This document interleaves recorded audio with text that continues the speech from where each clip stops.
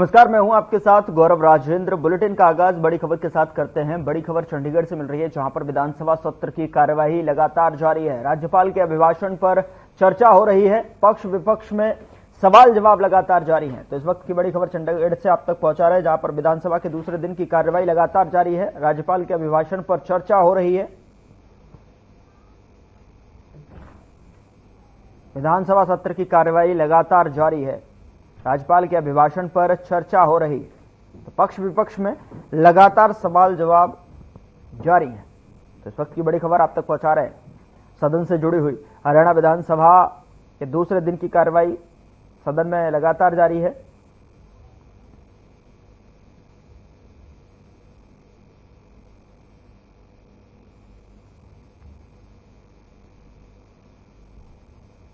तो हरियाणा विधानसभा के दूसरे दिन की कार्रवाई सदन में जारी है और ऐसे में सदन में राज्यपाल के अभिभाषण पर चर्चा की जा रही है। सदन में कांग्रेस और बीजेपी के जो सवाल जवाब हैं वो लगातार जारी हैं।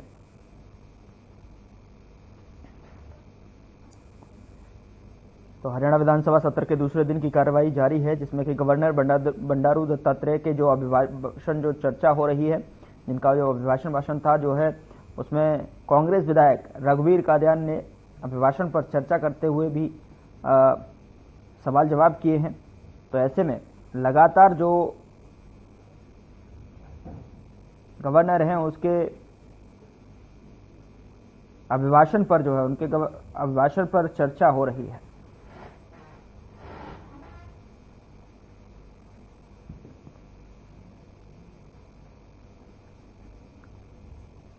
तो हरियाणा विधानसभा सत्र में कांग्रेस और बीजेपी में सवाल जवाब होते हुए दिखाई दिए और ऐसे में हरियाणा विधानसभा सत्र के दूसरे दिन की कार्यवाही जारी है। इस बीच जो है गवर्नर बंडारू दत्तात्रेय के अभिभाषण पर चर्चा हो रही है। सदन में कांग्रेस और बीजेपी के सवाल जवाब भी लगातार जारी हैं।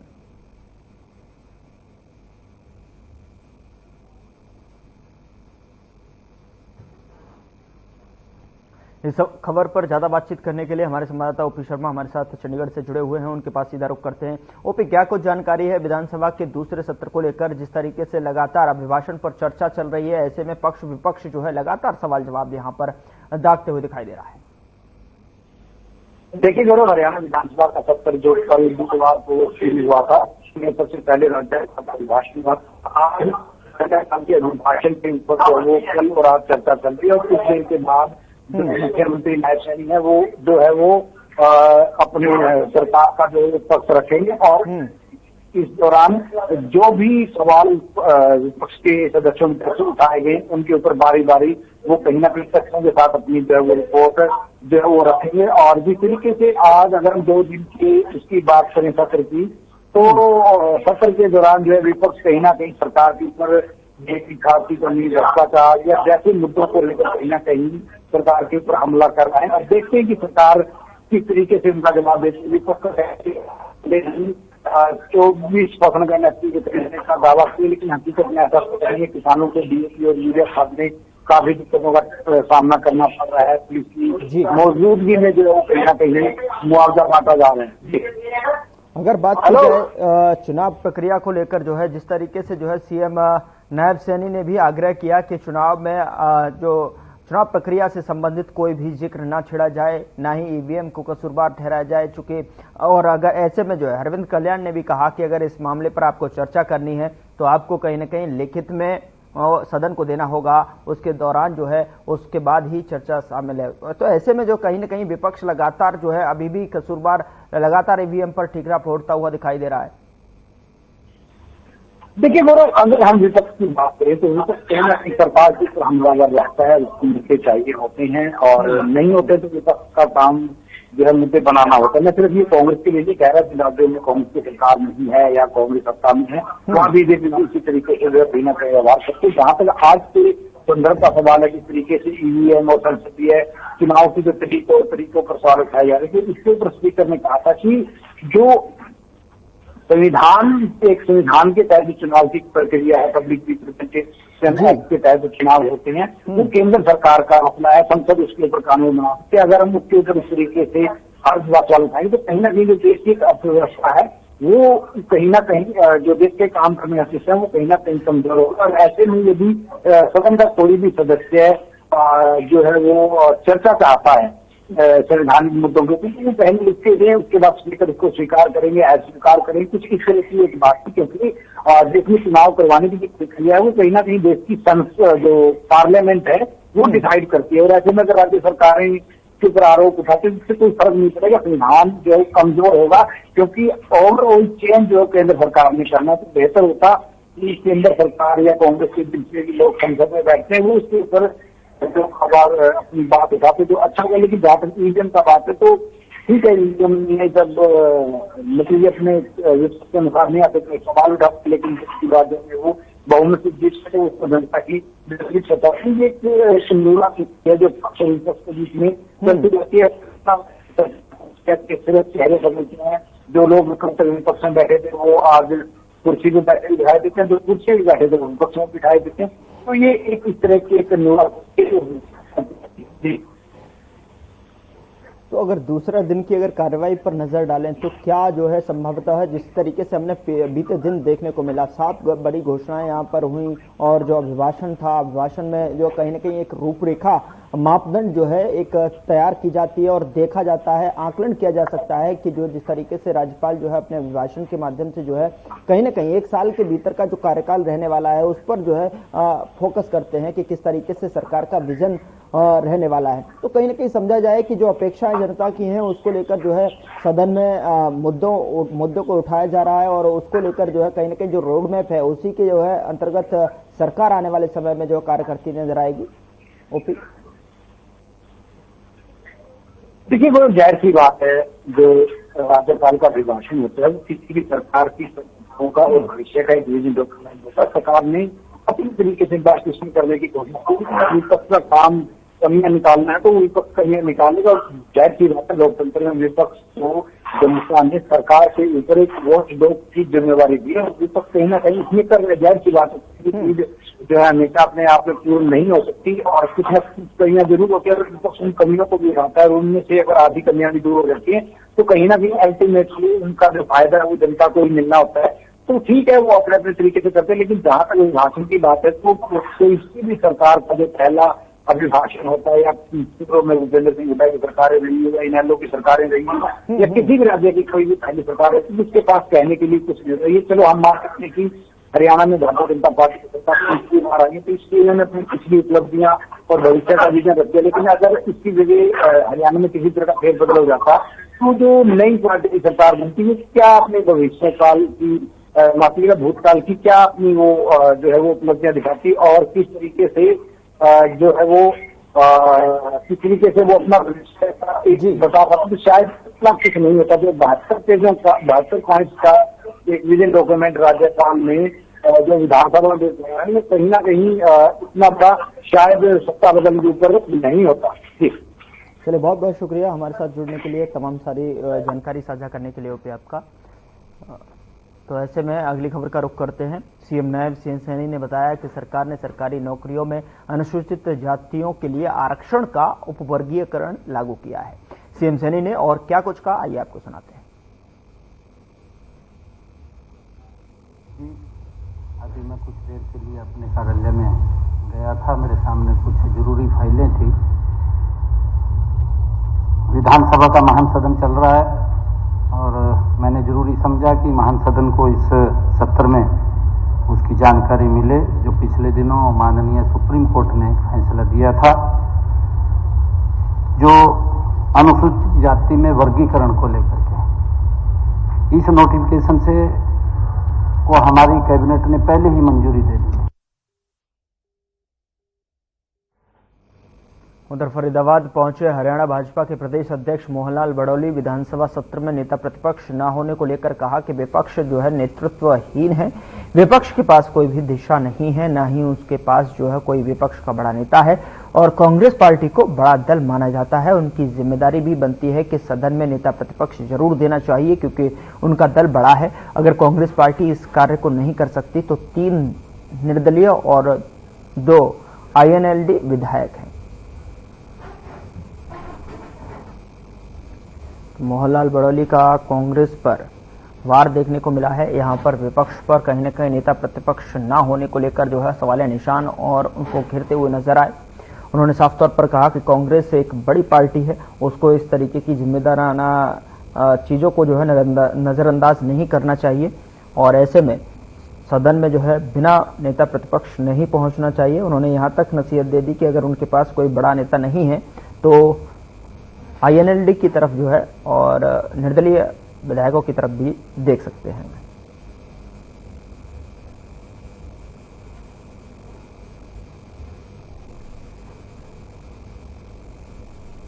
ये भारतीय जनता पार्टी का संगठन का पर्व और सदस्यता अभियान को लेके पूरे हरियाणा प्रदेश के सभी कार्यकर्ता भारतीय जनता पार्टी के प्राथमिक सदस्य बनाने की मुहिम में लगे हैं और उसी कड़ी में आज नूह पहला प्रवास जिला का रहा, उसके बाद पलवल और अब मैं फरीदाबाद पहुंचा हूं। और भारतीय जनता पार्टी का जो साधारण सदस्य बनाने का जो लक्ष्य है, पर बूथ हरियाणा प्रदेश में 20,629 बूथ हैं। प्रत्येक बूथ पर भारतीय जनता पार्टी के 250 सदस्य बने। उसमें नौजवान युवा भी होंगे, उसमें महिलाएं भी होंगी, उसमें किसान भी होंगे, उसमें व्यापारी भी होंगे, उसमें सब वर्गों का समायोजन करते हुए हरियाणा प्रदेश में 50 लाख सदस्य भारतीय जनता पार्टी इस 2024 के संगठन पर्व में बनाने का काम करेगी।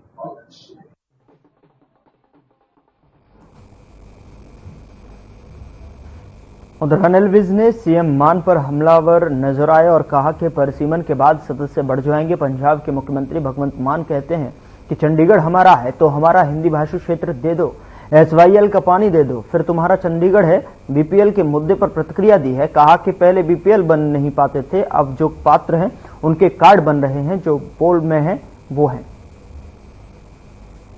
ये ऐसा है कि ये जो विधानसभा है, जिस वक्त पंजाब हरियाणा अलग हुए तो उस वक्त हरियाणा को इसमें ही एकोमोडेट किया गया और अभी हमारे 90 सदस्य हैं और अगला डिलिमिटेशन होता है तो ऐसा अंदाजा लगाया जा रहा है कि 120 सदस्य हो जाएंगे।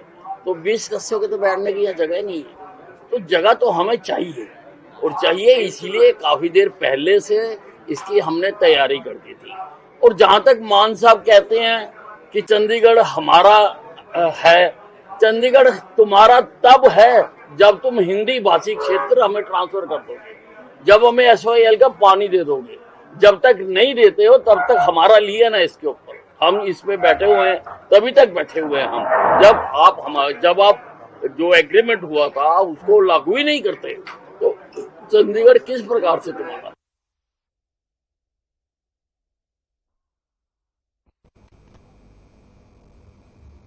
उधर शेड्यूल कास्ट कोटे में बंटवारे को लेकर विधानसभा में पक्ष और विपक्ष आमने सामने है। आपको बता दें कि गीता भुक्कल ने शेड्यूल कास्ट कोटे में बंटवारे को बीजेपी की बांटो और राज करो की नीति बताई और साथ ही आपको बता दें कि कैबिनेट मंत्री कृष्ण बेदी ने कांग्रेस पर पलटवार किया है। शेड्यूल कास्ट कोटे में अलग अलग श्रेणियां पंजाब, बिहार और उत्तर प्रदेश में पहले से ही लागू हैं। 2005 तक यह व्यवस्था हरियाणा में भी लागू थी, लेकिन भूपेंद्र सिंह हुड्डा के मुख्यमंत्री रहते हुए यह व्यवस्था टूट गई।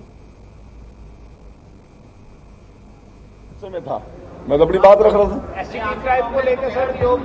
देखिए किस प्रकार से कांग्रेस की हमारी विधायिका बहन सरकार पर बिना वजह आरोप लगा रही थी कि पूरे समाज को बांटने का भारतीय जनता पार्टी की सरकार ने काम किया है, जबकि इससे पहले ये वर्गीकरण आरक्षण में पंजाब में 1975 से चल रहा है, कर्नाटका में भी चल रहा है। ये ऐसा एक्सपेरिमेंट उत्तर प्रदेश की सरकार ने भी किया, बिहार की सरकार ने भी किया और 1994 से लेकर 2005 तक हरियाणा में भी चला। इस प्रकार के बेबुनियाद आरोप लगाकर वो सरकार को बिना बात के झूठी बातों में घेरने।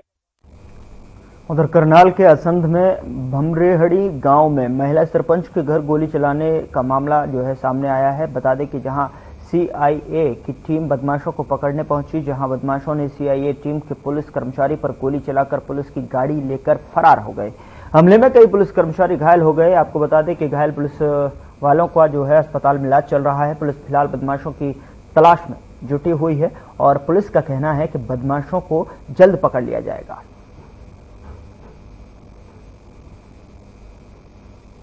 महिला सरपंच के घर पर गोली चलने का जो प्रकरण है वो सामने आया है। बता दें कि पुलिस और बदमाशों के बीच में मुठभेड़ हुई है, जिसमें कि महिला सरपंच के घर गोली चली। तो ये नीलोखेड़ी से खबर आप तक पहुंचा रहे, जहां पर जो है सीआईए की टीम ने इस मामले को लेकर जो है एक्शन लिया है और पुलिस और बदमाशों के बीच में मुठभेड़ देखने को मिली है।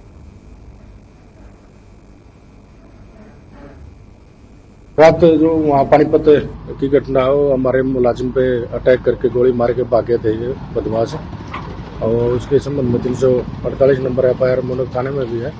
तो रात यहाँ मुठभेड़ भी हुई है। हमारी करनाल पुलिस जब जैसे ही मतलब हमारे एसपी साहब को पता लगा कि वैसे ऐसे वहाँ पे मुलाजिम के साथ मुठभेड़ हुई है, तो यहाँ सारे डिस्ट्रिक्ट में नाकाबंदी करवा दी गई थी। तो यहाँ करनाल में नहर के पास यहाँ करनाल पुलिस के साथ फिर मुठभेड़ हुई इनकी। तो वहाँ से जैसे एक बंदे को तो काबू में कर लिया, सावन कुमार को, सोनीपत का रहने वाला है ये, लाट गांव का। और जो दूसरा उस टाइम गाड़ी में था सुरेश गाड़ी लेके मौके से भाग गया था। इधर स्पीड में मोड़ से वो गाड़ी का पलटा लग गया और यहाँ खेतों में पड़ गई, इसमें से निकल के भाग गया वो। और सारी रात ये वीटी हुई थी कि दो बदमाश है ना स्कॉर्पियो गाड़ी लेके भागे हैं, जिसको एक रात को पकड़ लिया है और एक बदमाश था वो छिप के भाग रहा था। सारी रात पूरे जिले की टीम उसके पीछे लग रही थी। अब ये गाड़ी सुबह 5 बजे गंगर गांव के पास बरामद की गई। मतलब खेतों में उतर गई गाड़ी? हाँ, खेतों में उतर गई। यहाँ से मोड़ नहीं पाया, गोल मोड़ था जहाँ से खेतों में उतर गई गाड़ी। बदमाश भाग गए यहाँ से? हाँ, बदमाश भाग गए। उधर गांव माड़ी केहर में ग्राम पंचायत के प्रस्ताव के बिना जोहड़ खुदाई शुरू करने पर ग्रामीण भड़क गए। जोहड़ की खुदाई को लेकर भूजल विभाग और ग्रामीणों में ठन गई है। आपको बता दें कि गांव माड़ी केहर में शामलाती भूमि पर भूजल विभाग द्वारा जोहड़ खुदाई करने पर ग्रामीणों ने कहा कि बिना जरूरत और बिना प्रस्ताव के जोहड़ की खुदाई की जा रही है।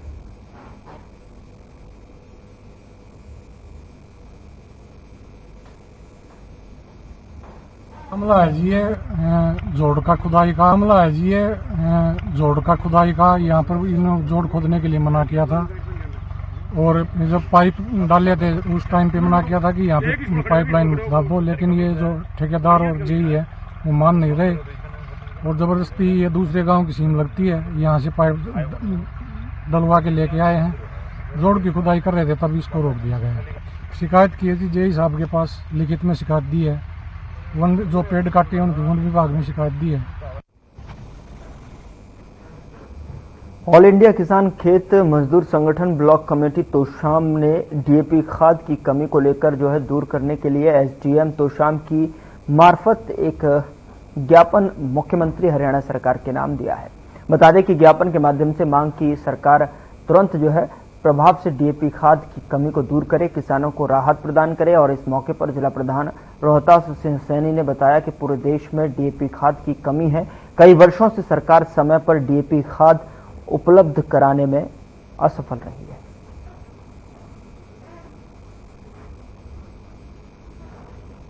मजदूर संगठन ब्लॉक कमेटी के द्वारा जो है मुख्यमंत्री के नाम ज्ञापन सौंपा गया और ज्ञापन में कहीं न कहीं मांग की गई कि तुरंत जो है तत्काल प्रभाव से किसानों की दिक्कत, किसानों की परेशानी का समाधान किया जाए, उनको खाद की पूर्ति की जाए। और ऐसे में जो है डीएपी खाद की कमी को दूर करने का भी जिस तरीके से जिक्र उस ज्ञापन में किया गया है, तो उसको लेकर जो है एक मुख्यमंत्री के नाम ज्ञापन सौंपा है।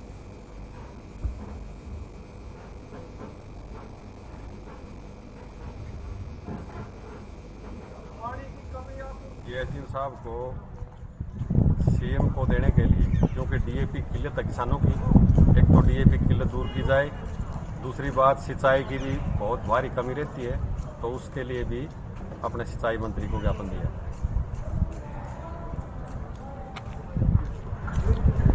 आपने भी दिया है ज्ञापन दूसरा जो कृषि मंत्री के नाम से? हाँ, वो सिंचाई मंत्री श्रुति चौधरी के नाम से दिया है।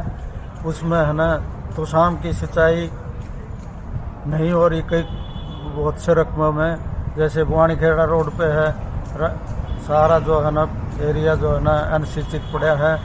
पहले बलियाड़ी माइनर से पानी आता था, अब वो भी मतलब पीछे ले गए उसकी टेल को। हम चाहते हैं कि या तो उस बलियाड़ी माइनर को आगे बढ़ाया जाए और उसमें पानी की कैपेसिटी बढ़ाई जाए और तोशाम के सीम तक मतलब। उधर रतिया के अनाज मंडी में ट्रैक्टर में एक मशीन की चपेट में आने से मजदूर की मौत हो गई। बता दें कि इसके बाद मंडी के सैकड़ों मजदूर बंद हुए और रोष प्रदर्शन किया है। और आपको बता दें कि सूचना मिलते ही पुलिस मौके पर पहुंची। मृतक मजदूर बिहार का रहने वाला बताया जा रहा है और रतिया के अनाज मंडी में मजदूरी का काम करता था। मजदूर के शव को पोस्टमार्टम के लिए रतिया के नागरिक अस्पताल में लाया गया।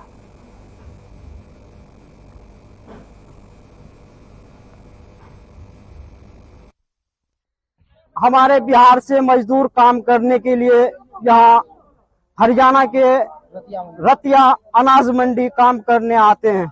आए हुए दिन प्रत्येक वर्ष हमारे भैया की यहाँ पे किसी कारण मौत हो जाती है, जिसके चलते हमारे भैया लोग भी एक बार कहते हैं कि काम बंद करो, काम बंद कर देते हैं। अब इन्हें 5 लड़की हैं जिनके पोषण पालन के लिए उनको उनके छोटे छोटे बच्चे हैं, उनके शिक्षा के आभार के लिए हम सारे भैया मिलजुल करके यहाँ पे हड़ताल किए हुए हैं। जब तक हम लोगों को इंसाफ नहीं मिलेगा तब तक हम लोग मंडी का काम बंद रखेंगे। मामले हुआ कि जिम्मेदार मार दिया वहाँ पे लारी बैग करके। क्या कैसे हुआ था ये? लारी बैग की थी? बैग किए थे। तो कितने नंबर पे काम कर रहे थे आप? 53 नंबर पे। कहाँ पर का रहने वाला था जो मरते है? बिहार का है। नाम क्या था उसका? उसका निजाम था नाम। कितनी उम्र कितनी थी? 30-35 साल होगा। अभी क्या चाहते हो आप? उसका हमेशा ये चाहते हैं उसका जिंदगी भर का जो उसका परिवार का है खर्चा होना चाहिए। जो बाल बच्चा है 5 बेटी है उसका सबका शादी होना चाहिए, वो हम चाहते हैं। वो मशीन खींच रहा था, इधर से एक लाड़ी बैक किया। बैक करने के बाद उसके जो है ना सीने में लग गया। सीने में लगने के बाद उसका मुंह से ब्लड निकला और वो वहीं पे गिर गया। गिरने के बाद उसको तब फतेहाबाद ले गया। फतेहाबाद जाते जाते यानी वहीं पे वो डेथ कर गया।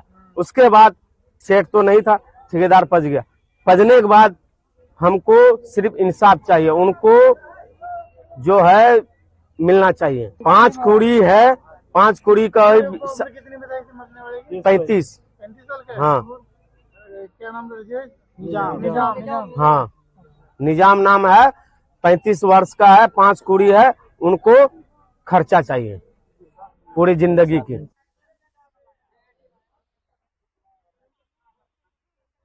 कराह साहिब के पास गाड़ी की टक्कर लगने से बाइक पर सवार जो है 3 युवकों की मौत हो गई। आपको बता दें कि टक्कर इतनी जोरदार थी कि 2 युवकों की मौके पर मौत हो गई, जबकि तीसरे ने अस्पताल जाते हुए दम तोड़ दिया। वहीं पुलिस ने शव को कब्जे में लेकर पोस्टमार्टम के लिए भेज दिया है और मामले की जांच में जुट गई है।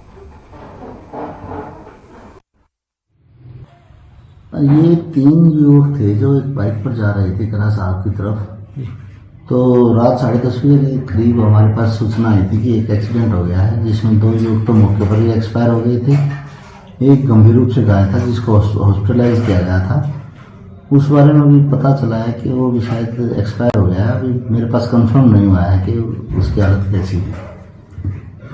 2 युवक नरवाना की थे और एक युवक पेवासी था। तो कहीं घूमने का बता रहे हैं उनके घर वाले कि घूमने जा रहे थे। अभी इन्वेस्टिगेशन चल रही है इसकी।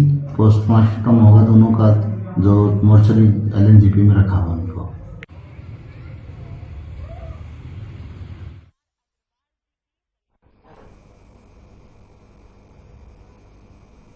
फिलहाल बुलेटिन में इतना ही। नमस्कार।